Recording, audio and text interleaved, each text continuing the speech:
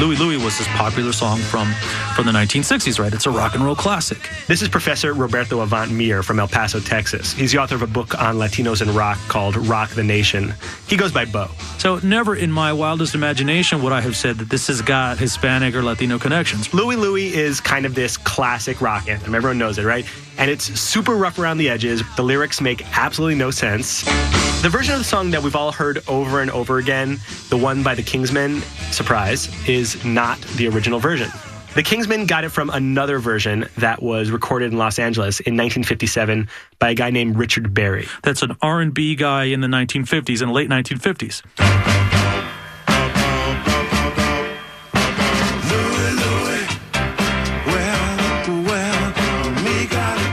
Wow, that's like almost identical but way smoother. This version was not a hit, but plot twist, Richard Berry's version wasn't the original either. Not exactly. Berry was part of an LA group called the Rhythm Rockers, which included some Filipino musicians, and there was this Latin song they used to cover at their shows sometimes. Here's Bo. Latin music was all the rage in the 1950s, right? It was extremely popular, everything from tango to Mexican music. So he borrows from this song, and the original song is called El Loco Cha-Cha. Actually, to be precise, it was the Loco Cha-Cha-Cha, but who's counting? The song was by a guy named Rene Touzé, a Cuban band leader from Miami. And Richard Berry copies the riff, right? Not the song, but he copies the riff.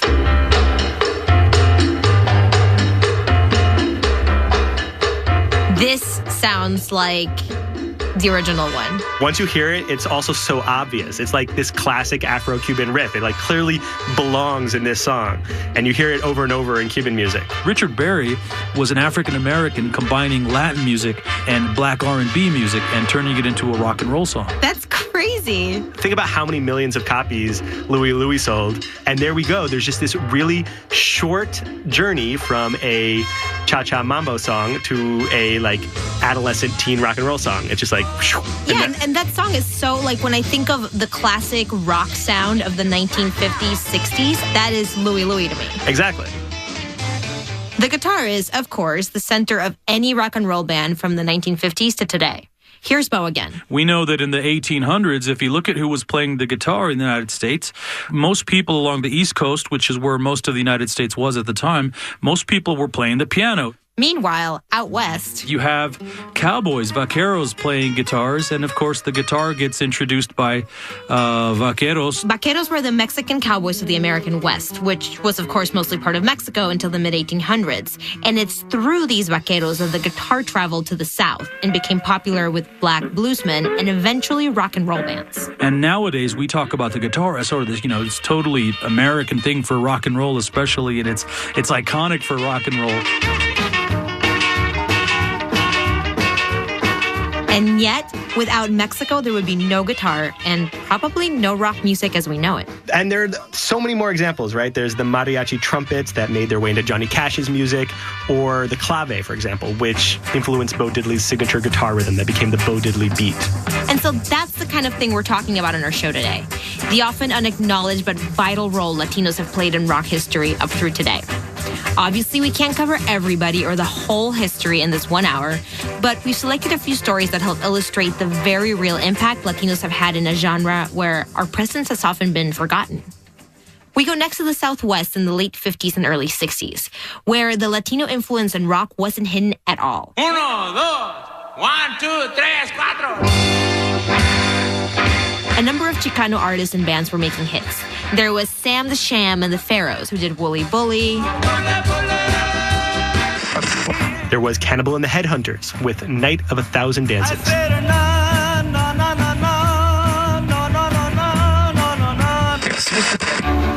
And of course, there was teen rock and roll heartthrob sensation Ricardo Valenzuela. You may know him as Richie Valens.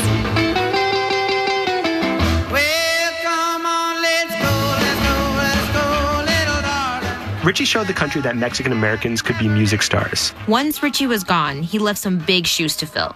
But there was someone who did step into his shoes and almost his life. Reporter Shara Morris picks up the story. It was February 3rd, 1959, the day the music died. We interrupt this program for a special news bulletin. 3 young singers who soared to the heights of show business on the current rock and roll craze were killed today in the crash of a light plane in an Iowa snow flurry. The singers were identified as Richie Valens, 17, Buddy Holly, 22, and J.P. Richardson, known professionally as the Big Bopper. Chan Romero was 17, living in Billings, Montana, when he heard the news. Oh, I was devastated. I was getting ready for school that morning, and on TV and on the radio, I could not believe what I was hearing. Part of the reason Chan was devastated was that he was a young Latino rocker too, just like Richie. He'd already formed a band, and he had also written a song that was bound to get you dancing. I can't keep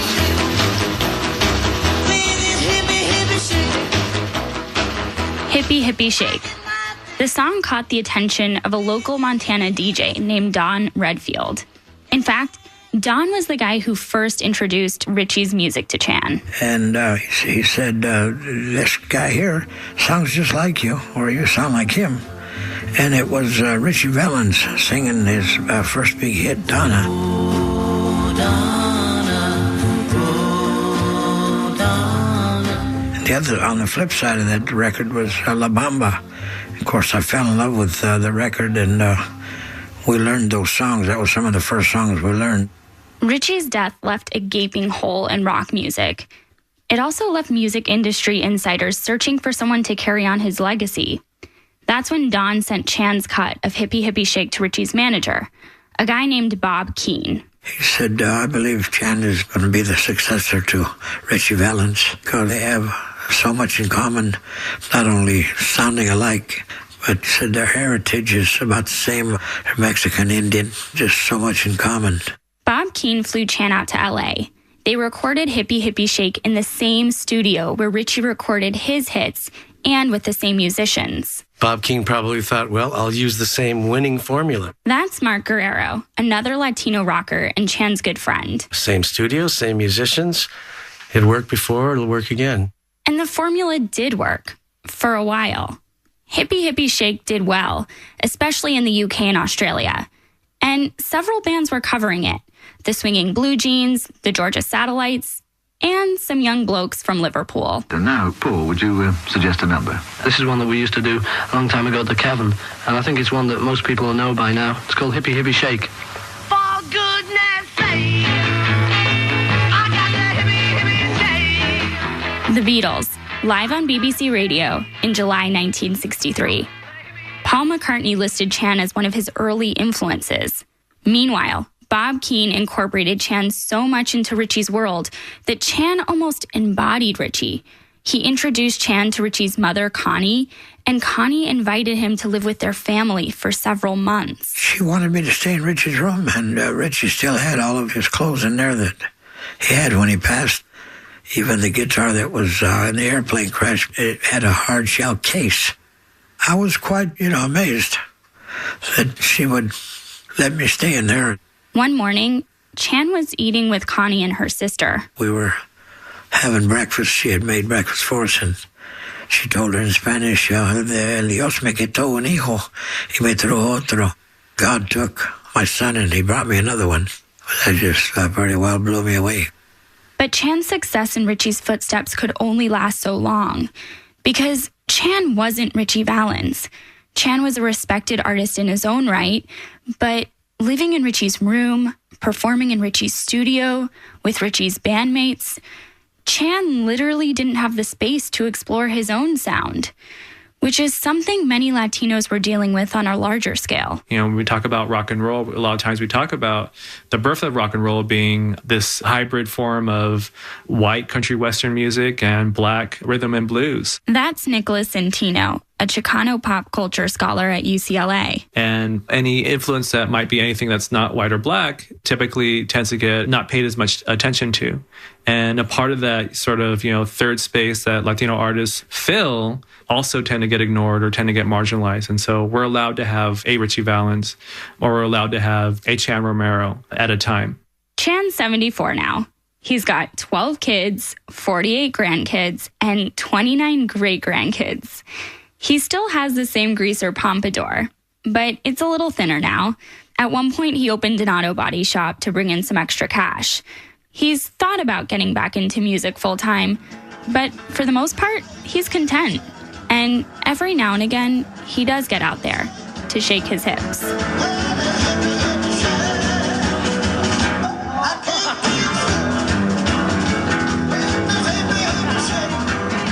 Thanks to Shara Morris for that story. You know, this idea that there's only enough space for one teen Latino heartthrob, it's sort of like, you know how in Aziz Ansari's TV show Master of None, he has like this whole rant about how there can't be more than one Indian actor. Now it's no longer just a show, it's an Indian show. It's kind of like that, except with rock. And in general, there is some space for Latinos in rock and roll, but not too much, because rock music is white and black. It's the country and the blues. And if there's too many Latinos, like, the narrative explodes. Too complicated. Exactly. Coming up, we hear the story of a band that found an interesting workaround to being treated as outsiders in rock. They ended up inspiring a whole new genre. Stay with us. No te vayas.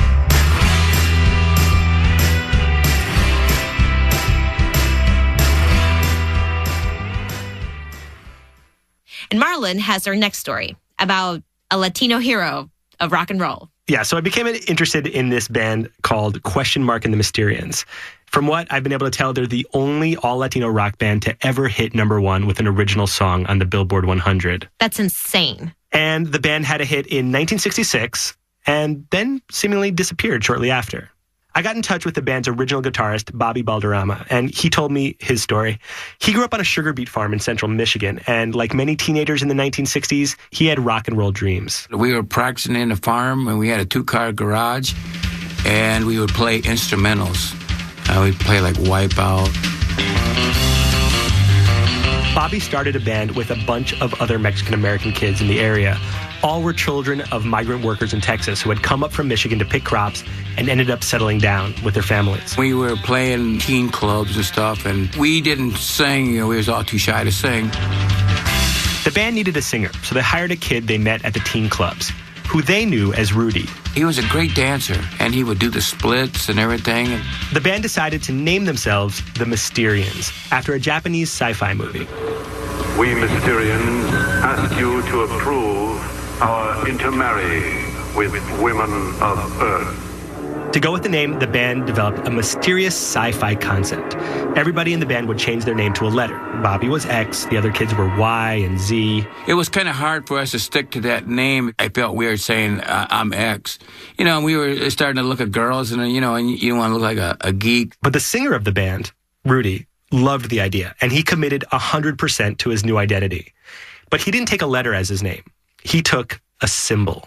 Like Prince. Just like Prince. So that's how Question Mark became Question Mark. He would wear sunglasses and tell nobody anything about him, and made people curious.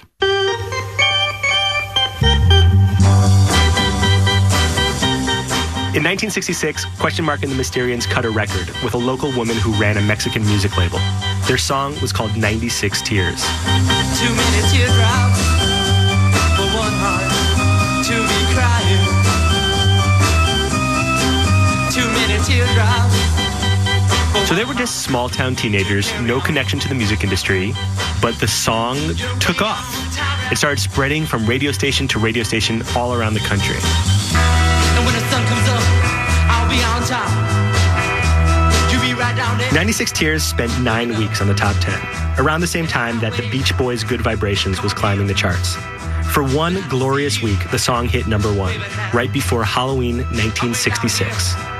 Out of nowhere, Question Mark and the Mysterians became famous. You can watch some of the footage from the variety shows that they were booked on. They were practically babies. The backing band is 13, 14 years old.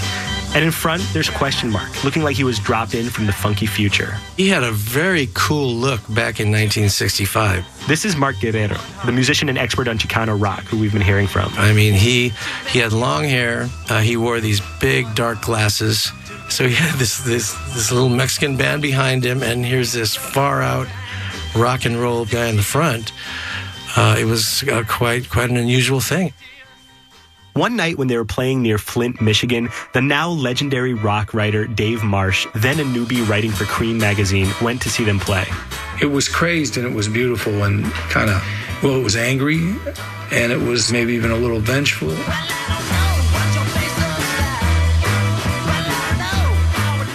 He had an edge to him on stage that not many performers from the mid-'60s had. And, just a wild man back there. After the show, Dave went back to the Cream magazine office in the middle of the night. Probably smoked a joint. and sat down and wrote a column. So he's writing, and in this blast of enthusiasm, I came up with the idea that Question Mark and the Mysterians were playing punk rock.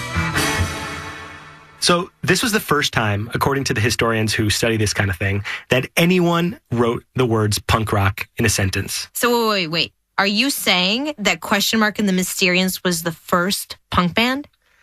Yes. Well, no, not exactly. What eventually became punk rock, of course, like the Ramones and the Sex Pistols, that hard driving sound, that was very different from what Question Mark did. But there is this kind of through line connecting them. Intensity and fierceness of attitude. And it was not as simple as it sounded, but it sounded real simple. And that it was not pretentious and that it was not afraid to embarrass itself. And so here's this guy that has a hit song, arguably invented punk rock, and then basically vanished. I needed to know more. And thus began my quest to track down and speak with Question Mark. Let's just say he's a very unusual, unique individual, I reached out to musician Mark Guerrero for advice on how to reach him. They played a concert together once and spoke together a few times on the phone. There are a lot of urban legends about Question Mark. He maintains that he came from Mars. He also says he lived in the time of the dinosaurs and that he can see into the future. And he's very adamant about the Question Mark name.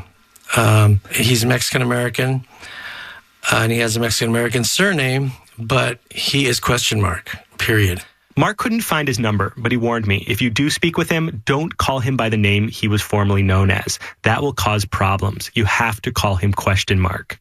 And don't use the words Latino or Chicano around him either. He doesn't like the term.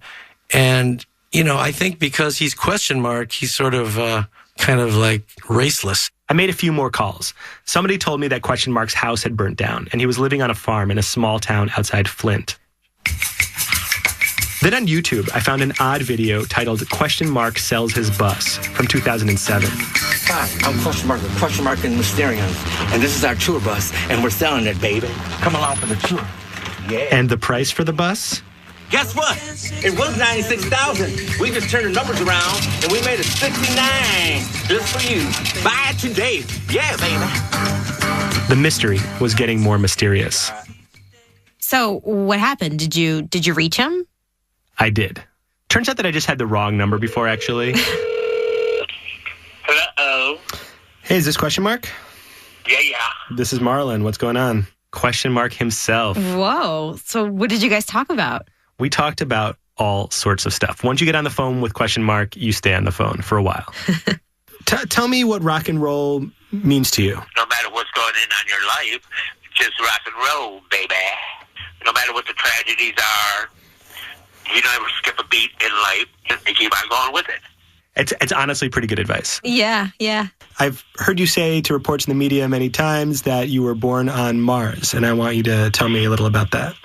Well, yeah, but not this century, not the last century. That's where my soul came from. People would ask me, how old are you? I said, I'm eons, right? And yeah, Einstein, his theory is wrong. And what Stephen Hawkins, he doesn't know anything about space.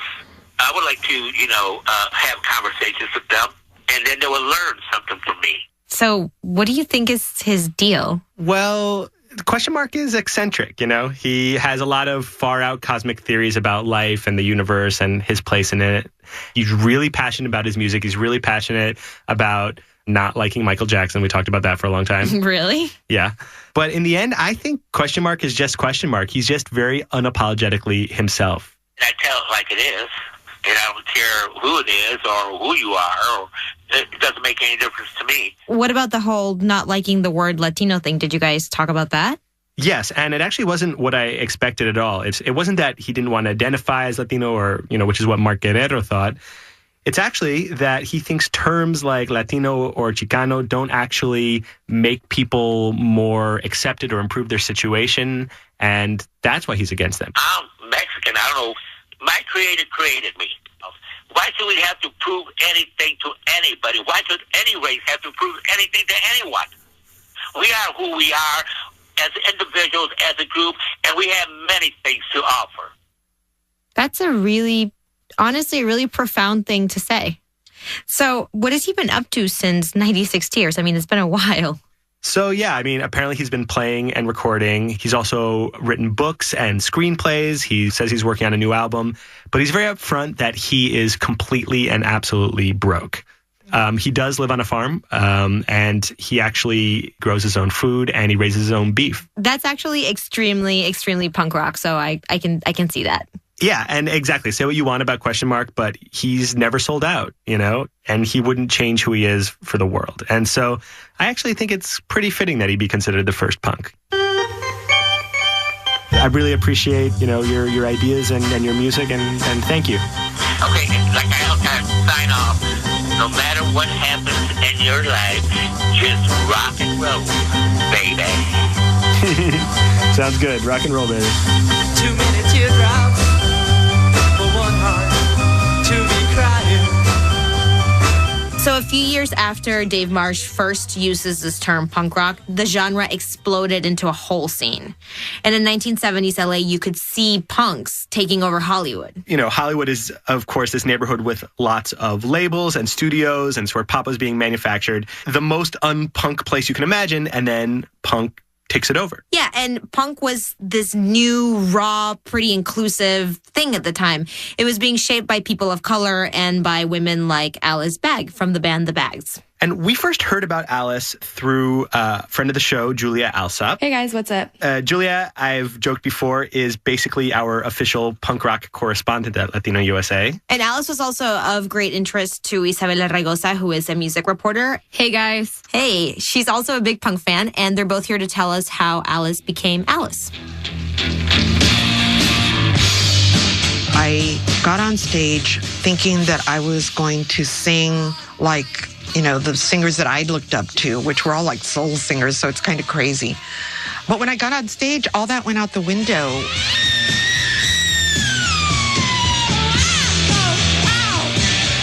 And that scream you hear is pure Alice Bagg.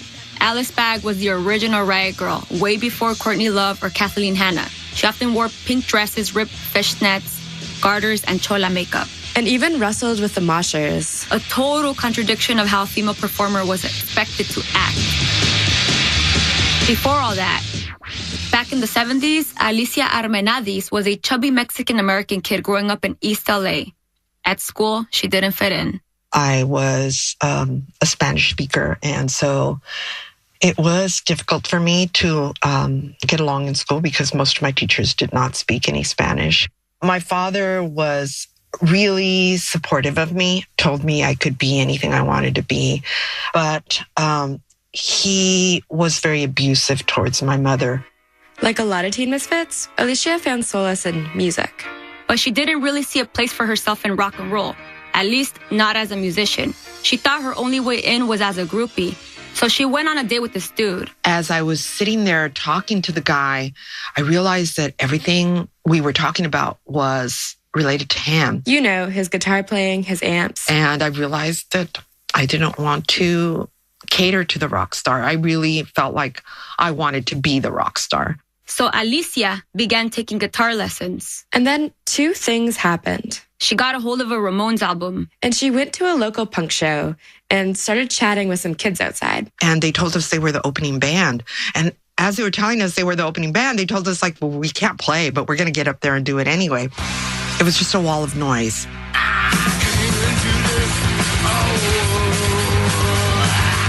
It was the Germs. The audience was getting angry and disgusting and hissing and booing, and then some of them were laughing and clapping and cheering the band on. Hollywood in the 70s was a no-holds punk haven. A Chicana like Alicia could fit in because people were accepted no matter their gender, race, sexuality, or class. Yeah, there was an urgency to be a part of this while it was electric, while it was exciting, while it was just being born. So Alice and her friends started the Baggs.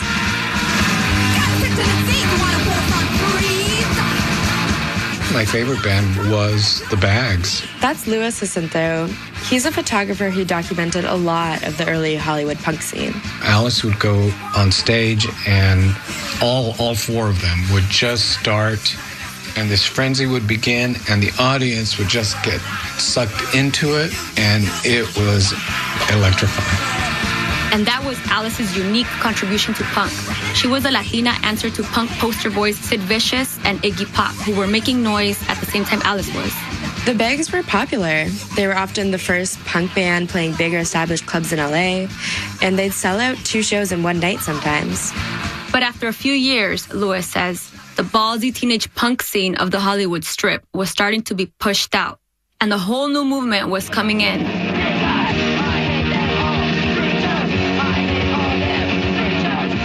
The scene changed, and we started getting these skinhead punk boy bands from Orange County who were very misogynist and racist and homophobic. So these skinhead boy bands just ruined everything as usual. And those are the bands that often get written up in the history of California punk. The early Hollywood punk scene that Alice was part of is often glossed over. I remember playing a concert and looking out at the audience, and it was mostly white males, and they were engaged with each other in this sort of like football game. You know, they were kind of running into each other, picking fights, and I felt like I didn't want to be the soundtrack to a testosterone party. By 1980, after 3 years and one formidable EP, the Bags broke up, and Alice was once again an outcast.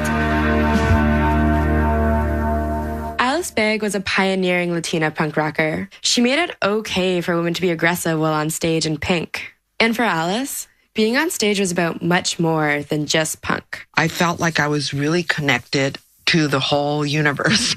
So it was this moment where I realized that I had power, not just as myself, but as this part of a bigger entity, which was the people around me, the feeling that we were doing something together and that we could change the course of our lives and the course of history. Wow. Yeah, it was a big feeling.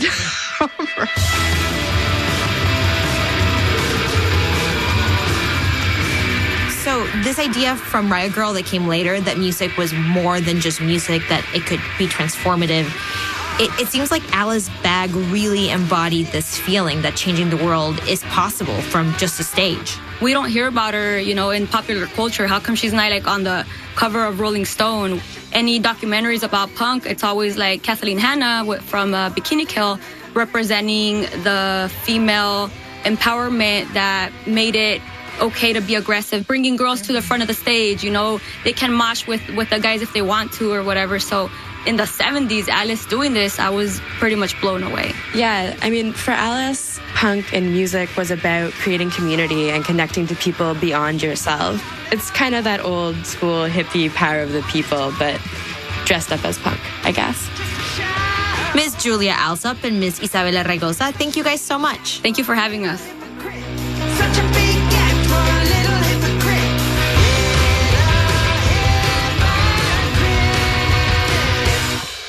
Alice Bag is also the author of 2 books and a retired bilingual school teacher.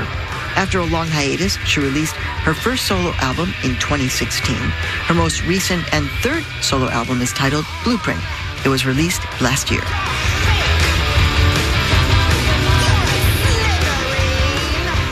Coming up on Latino USA, a heavy metal bassist with a distinct on-stage move, plus the Latino guitarist behind one of the most recognizable rock songs of all time. So far today, we've been talking about Latinos who made their mark on rock history in the spotlight.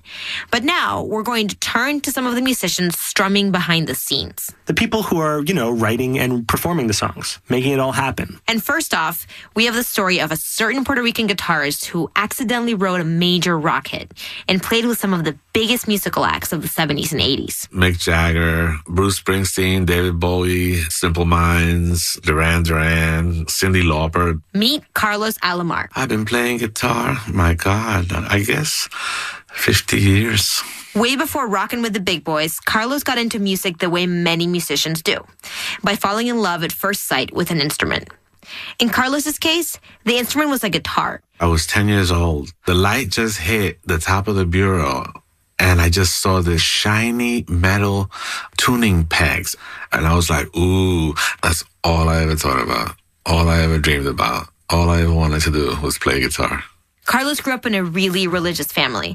So when he started to become obsessed with the guitar, his family found a way to incorporate that into their lifestyle. My father was a Pentecostal minister, and so then it became my responsibility to accompany the brothers and sisters in church. But then Motown hit. Baby, baby, baby, don't leave me. And the music that I would hear from my window as the convertibles roll by, Junior Walker and the Supremes, that wasn't church music, And so at nighttime, when everybody was sleeping, under the covers, I put my earphones on and my little clip radio, and I would listen to Murray the K and the rock and roll shows. And well, honey, don't you know that music started creeping up into the church hymns, that little dun dun dun dun dun dun dun dun dun, and Miss Morales or Miss Aponte or Miss Gonzalez would come up to me, Carlito, that's not church music. Well, I got put on what they call disciplina. I got put on discipline a lot. For playing devil music? Yeah, I was playing rock and roll in the church. Carlos was voraciously devouring chords and playing music all the time. He formed his first band in 1967 when he was still a kid. And then he started going to amateur night at the famous Apollo Theater in Harlem. The Harlem riots were during that time. And over the airwaves, all you heard was James Brown, I'm black and I'm proud. And here I am, a 14-year-old kid with my little guitar and my little amplifier, going down to the basement of the Apollo Theater to play. Carlos was so good that he joined the house band. When he was about 17, he started playing for James Brown. And then in 1970, Carlos got married. Soon after, he started working for RCA Studios as a session musician. Those are the guys who play guitar, piano, whatever an artist needs on actual recordings. So one day, he was at the studio when he heard that this famous British producer was coming in to record a singer named Lulu. And Carlos just happened to be a big fan of Lulu's. He figured, hey, I'll stick around, meet the producer, and ask him to introduce me to her. He had heard that the producer was kind of a big deal, but he honestly didn't pay much attention. And then the door opened. Out comes this 98 pounds, orange hair guy. And I'm talking about white, translucent white, and orange, that Ziggy kind. There's a starman waiting in the sky. And at this moment, Carlos Alomar meets David Bowie. And his life is never the same after that. But he doesn't quite know this yet. And you know me, I'm a regular New Yorker. I said, man, you sure are thin, man. You need to eat some food. Why don't you go to my house? And so surprisingly enough, my wife and I, we were living in Queens, and suddenly this limousine pops up and it's David Bowie. So he came to dinner at your house? Yeah. And so we hung out. And man, when we hung out, now he's asking me all this stuff. What was James Brown like? And I was like, dude, well, what was it like playing with the, spiders from Mars? And by the way, what the hell is a spider from Mars? And we started just exchanging stories. Bowie is super impressed with Carlos, and they become buds. Carlos takes Bowie to the Apollo. They hang out at after-hours clubs listening to music. And Bowie keeps asking Carlos to join him on tour to play guitar. Remember, this is right after Ziggy's Stardust, aka one of Bowie's most iconic records. But this doesn't really matter to Carlos. He keeps turning Bowie down because honestly, he's making good money as a session musician. Finally, Bowie's management offers enough money to convince Carlos. They go on tour, and while they're on tour, they cover this doo-wop song, Foot Stomping, by a band called The Flares. Everybody young and old, learn how to rock and roll. Listen, here's something new. Everybody's jumping. And Carlos puts his own spin on it. Everybody young and old, rock and roll. Bowie digs how Carlos is playing Foot Stomping. So, after the tour, Bowie invites Carlos into the studio to work on his new album. They just sort of start jamming and playing Foot Stomping, and Bowie starts to deconstruct the song. Before he threw the song away, he just left the bass and the drums. And my part.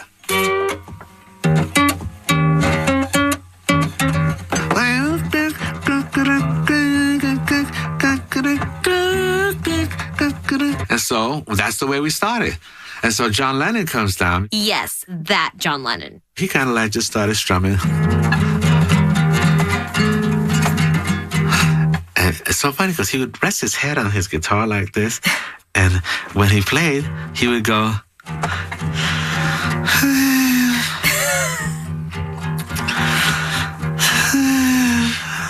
Later on, we were inside listening back. What the hell is that sound? And that was John Lennon? Yeah, and so that's what it sounded like, Fame. Yeah.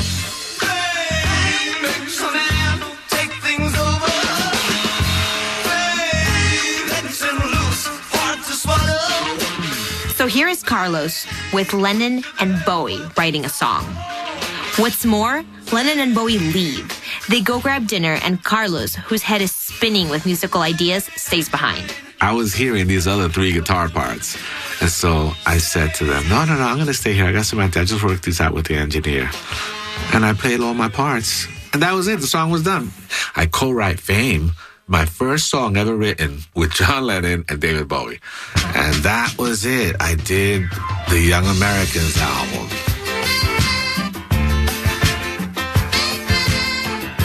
Young Americans was David Bowie's 9th album. And Fame wasn't even originally meant to be on it. It was added last minute because Carlos made it sound so good. So good, in fact, that they chose it as the single.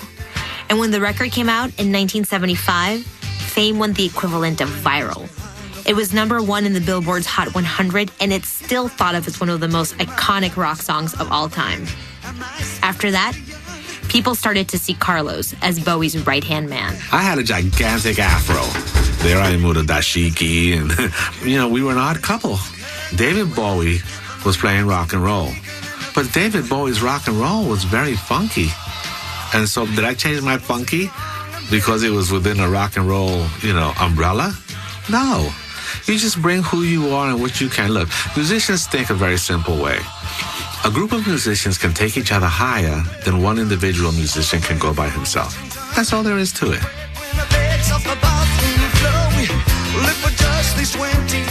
I feel like there's kind of a really cool moral to this story, which is that the mistakes you make playing music could end up being your next hit song. Yeah, or pay attention to the people around you because you never know where your next big collaborator is. Exactly. Just a little tidbit for our audience behind the scenes is that the guitar playing you heard in that piece was Carlos playing Nadia's, is it fair to say? It's crappy. You can say it's crappy. It's a crappy old acoustic guitar that was actually missing a string, and he still made it sound amazing. Yeah, I was really embarrassed. So, just so we know, what's Carlos up to now? I mean, what's he done since Fame? He's played guitar for Bruno Mars, Sister Sisters, Alicia Keys. He's still really active, still playing guitar all the time. Cool. Okay, so next up, we're going to hear from another type of shredder. If you've heard any mainstream metal at all, chances are you've heard this guy plucking at his bass like a madman. My official name is Robert Agustin Trujillo. I thought you had a full, 7-part name with some... yeah, sometimes I do. Depends on how many tequila shots I have. It could be Roberto Agustin Miguel Santiago San Juan Trujillo, Veracruz. That's rock god Robert Trujillo. He's an insanely talented bass player with a killer resume. I played in Suicidal Tendencies.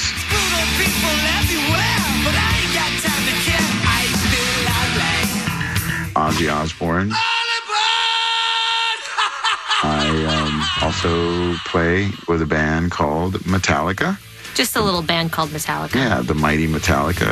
It's a lot of fun.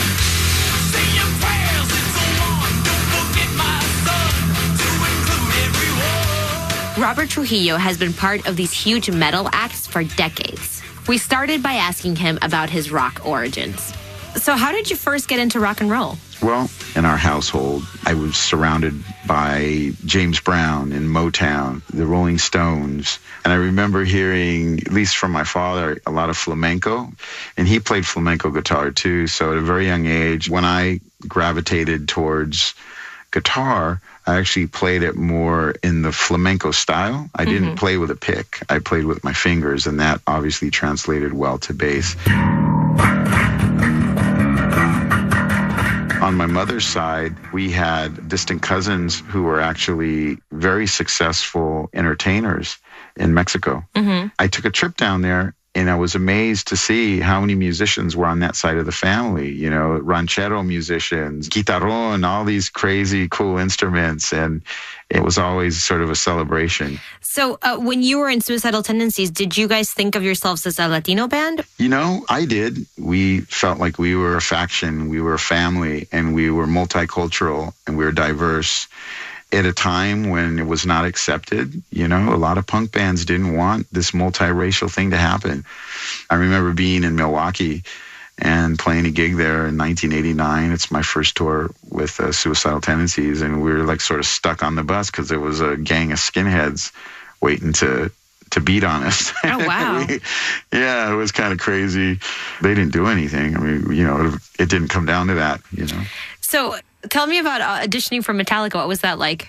Well, let me go back a little bit. In 1993, Suicidal Tendencies was blessed with the opportunity to actually tour with Metallica, and we opened for Metallica for about a year.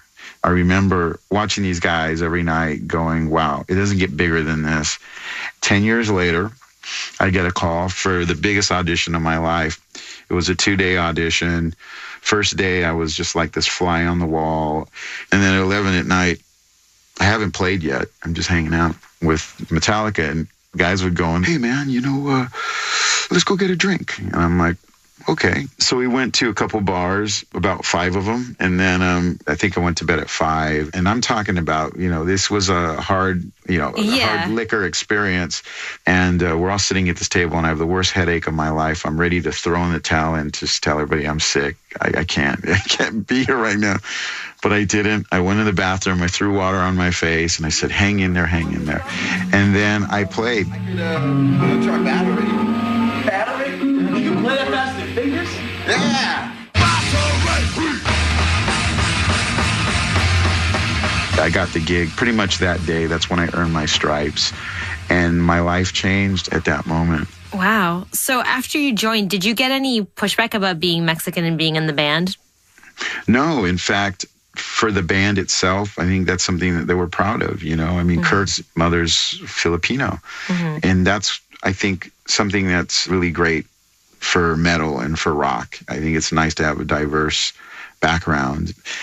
Metallica fans all over the world are amazing. You know, people always talk about Europe. You know, that's where all the passion is for metal. But I tell you, the Mexicanos, man, they bring it. They really do. For sure. So, you know, just to sort of wrap things up, the crab walk, is that your own invention, or how did that come about? The crab walk is something that I created with Ozzy, Las Vegas. Ozzy was kind of running to each band member, and he'd either pull your hair, he'd grab your shirt, or he'd grab you by the neck. And he came up to me and he got in my face, you know, and he's singing to me, right? And then I just got lower and lower and lower.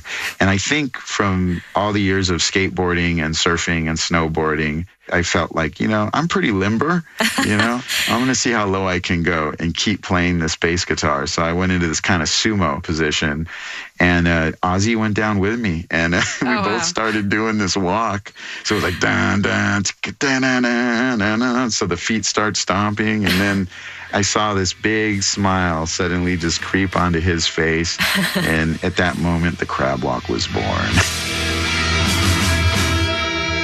Well, thank you so much for talking to us, Robert Trujillo. Thanks for having me. I really appreciate this. This was a lot of fun.